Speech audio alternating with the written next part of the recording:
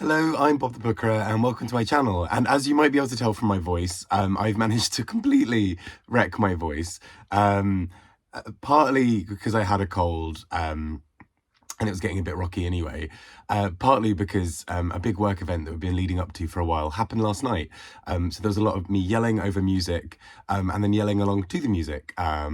So yeah, all in all, good times all around. But just apologies that I will occasionally sound a little bit like I'm going through puberty as we do this video. Yeah, look forward to that. But I wanted to talk a little bit about the books that I've been reading this week, which are these lovely ones over here. So let's get started. So first up, I wanted to talk about Northwoods by Daniel Mason. And this is a bit of a wild ride of a book in many, many ways. So the whole kind of central conceit really sort of starts in what feels like a sort of medieval time and then moves sort of a little bit closer to the modern day, but largely looking at a group of characters who are sort of based initially around apples and a few other things.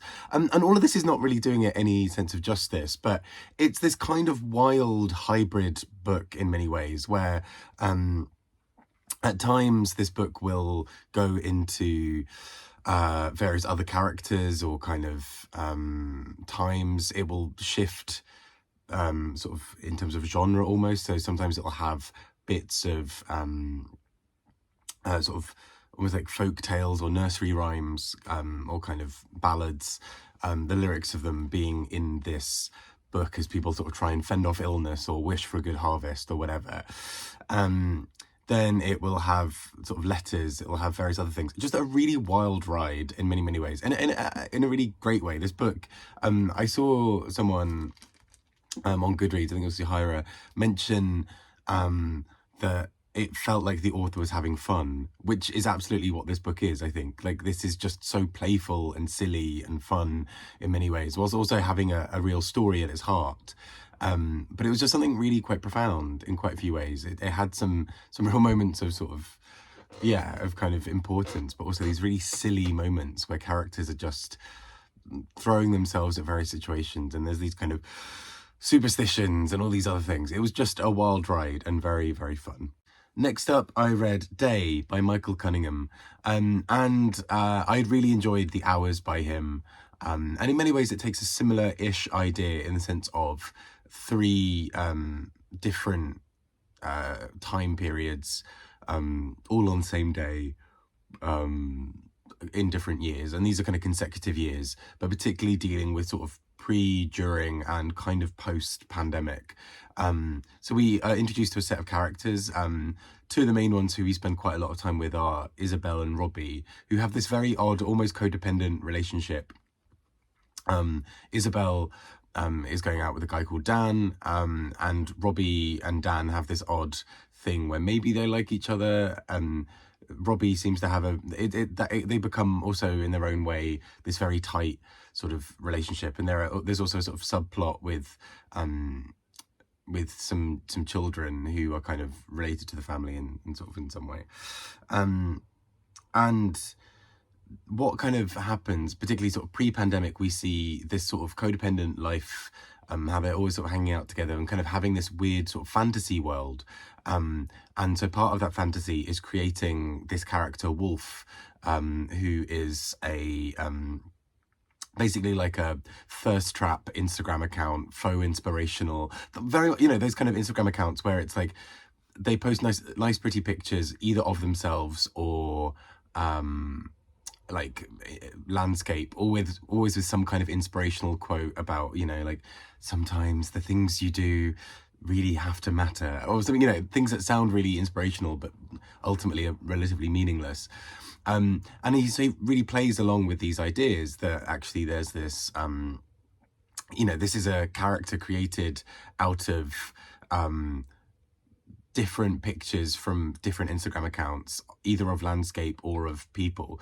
And we see how Robbie and Isabel kind of have this very kind of codependent relationship where they're very excited about the kind of fantasy of it, of creating something not real, very much in some ways to escape the slightly humdrum nature of their lives. And then we fast forward to a year, and then they're in the middle of the pandemic. And during this time, they are both really struggling to understand who they are with this. A character like Wolf becomes closer and closer to reality because what started off as fantasy, Robbie now has gone to Iceland and is wandering about, and kind of the account starts to become a little bit more Robbie than Wolf. And in the third act, we sort of see what kind of comes next from all of that. I won't give any spoilers, but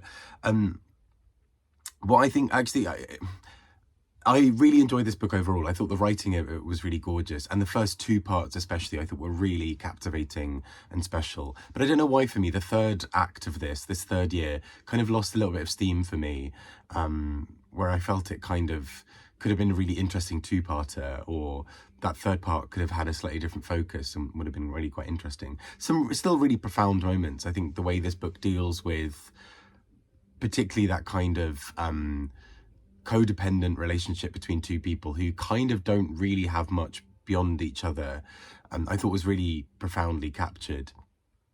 And kind of the ways that we hold each other in that fantasy, right? That Isabel and Robbie would quite happily create this whole character of Wolf rather than changing anything in their own lives. And actually how it's quite easy for them to get stuck in that world as well. So I thought that was really, really interesting and profound. And I thought the writing was stunning. I don't know, the third part just didn't land the same way for me, but you know, I'm open to, I've had a very stressful week leading up to the big work event. So it may have also just been that I didn't really focus on the last third, but there we go. Next up, I read a collection of short stories called short stories. What's going on with my voice there? Called "Open Up" by Thomas Morris, and this was on the Dylan the Dylan Prize, Dylan Thomas Prize. Dylan Prize makes it sound like it was Bob Dylan. The Dylan Thomas Prize, and I kind of picked it up because of that, but really enjoyed it. It's also fun to just read a few more Welsh authors, because I realised actually of all of the work that gets sort of published in the UK, you don't often get as many stories more specifically about Wales. And this collection of short stories is kind of wonderfully bizarre.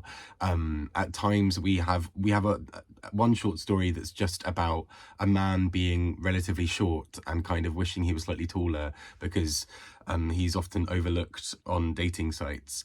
We have a whole lengthy short story about seahorses. It's a wild collection in many, many ways, but I think that's also part of the fun. There's a kind of a line that kind of connects them in terms of particularly talking about masculinity and shame and kind of like relationships between people, which I thought was really quite well done. Yeah, I thought this was a really interesting and really good set of stories in many, many ways, but it's just also, it's a bit of a wild ride. Short stories I sometimes struggle with because I can find them uneven, and actually, for the most part, I found this fairly even, which is good. It's just, they are quite different, but actually there is a good through line that I think makes a lot of sense in this book. And also, I was sort of reflecting this because I hadn't really twigged when the Granta Best Novelists, like Best of the Young British Novelists list came out, that he's a short story writer, not a novelist at all, hasn't written a novel as far as I'm aware. But anyway, regardless, a really interesting and promising writer, I think, who I think will go on to do quite a lot of really good writing. Next up, on the International Booker long list, we have Selva Almada with Not a River, and translated by Annie McDermott. And I did a sort of separate video just on this book. It is a book that in many ways sort of has some similar themes to Open Up, in the sense of it really looks at masculinity and maleness and sort of male roles within society. And it does it in quite an interesting way. This book is quite brutal. And whereas something like, for example, Open Up deals with masculinity, often in a kind of a sense of absurdity and silliness, Not a River really explores some of the sort of darkness that can be sort of hidden behind that, not only in terms of sort of potentially violence and gender-based violence, but also particularly how sort of men's roles are kind of governed and policed by a society. All of that sounds incredibly grand, but this very short novel, I think, does some really impressive things within it. we focus a lot in this book on a group of men who are fishermen. They have a little spot that they love to fish in because it's quite a good spot for fishing. And that is as complicated as they kind of want their lives to be. But things kind of appear and keep kind of coming up in and around town. And it sort of slowly starts to feel like either things are cursed or that there are various bad things coming. And particularly in terms of, a sort of a big accident that happens in the story that affects quite a lot of the characters, and even just sort of decisions about who am I going to marry, who am I going to be with, all kind of come up in this. And so I thought it was a really interesting book, and I read Brickmakers by her as well, which I thought was excellent, which also deals, it's part of, I think, what is often described as a loose trilogy. It kind of, the stories are not interconnected, but the kind of themes are, which is sort of around men and masculinity. And I think this book is a really interesting addition to that. So yeah, I thought this was really, really well done. And last but not least, The Evil Eye by Etaf Rum.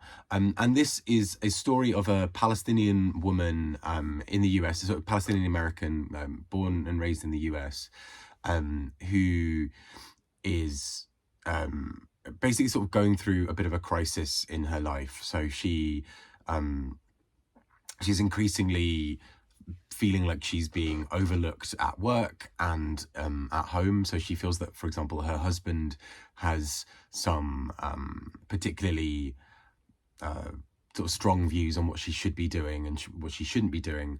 He doesn't seem to be particularly happy with the idea that she might want to do more work and therefore put herself slightly more first, meaning that he maybe has to do more childcare and maybe has to sort of maybe reduce his hours. And so she starts to see that as a bit of a double standard. Equally at work, she encounters a few moments of things that she really wants to do. She's an art teacher, and she is putting all this work into these lectures that really talks about expanding the canon past sort of just Western artwork. And so she very sort of painstakingly is creating these sort of schemes of work. And she sees an art trip that she basically doesn't apply for in the end because she thinks to do so would, her husband's against it because it involves being away from the kids for a while. She doesn't feel confident enough to do it. And she gets the sense from her colleagues that she probably won't get it if she applied. And so all of these things combine and she has a complete breakdown. And this book really deals with how she addresses the breakdown and how she sort of tries to resurface from it. A large part of which for her is going to therapy and exploring various bits of trauma. And whereas this doesn't sound like the cheeriest book in the world, and it's not massively cheery in a lot of parts, I think what this book does in a really humane and human way is to explore kind of various forms of trauma and what that might and might not look like. So, for example, she talks a lot in this book about the character talks a lot about her upbringing, and particularly the difficult balance that she is striking between being a good wife and a good mother and kind of doing well at her job, and also kind of reconciling being a Palestinian woman in the US, dealing with sort of whatever's happening in the US and in Palestine, and not feeling that she's able to return to Palestine to be able to do anything. And so all of that kind of gets sort of brought up in this book. And I did think it was really beautifully written in a lot of ways. I thought it was a really good exploration of a lot of this. I suppose my only downside for it personally was that I did feel like it was maybe a little overlong, as in I kind of quite quickly, I thought, sort of grasped where this book might be going in terms of some of those conversations. And I kind of felt like maybe stayed there a little bit longer. But I mean, that's not to diminish what I think overall is just a stunning book. I think it's really well done in a lot of ways. And I think this main character's sort of trials and tribulations are really laid bare in a very vulnerable and raw way that actually I don't think we often get to see with characters. This main character is allowed to be messy and to do things that we don't like, perhaps. And I think that is really bold and really beautiful to kind of see a character who, yeah, has nothing left or feels that she's got nothing left to fight for, or kind of feels at the end of her tether, and to be able to really explore that in a beautiful, beautiful way. So yeah, there we go. So those are the books I read this week. I hope you're doing really, really well and keeping well. I hope things are good. And hopefully next time when I record a video, I won't sound like I'm a teenage boy whose voice has just dropped. Take care and speak to you all soon. I hope you have a wonderful week ahead. Bye-bye.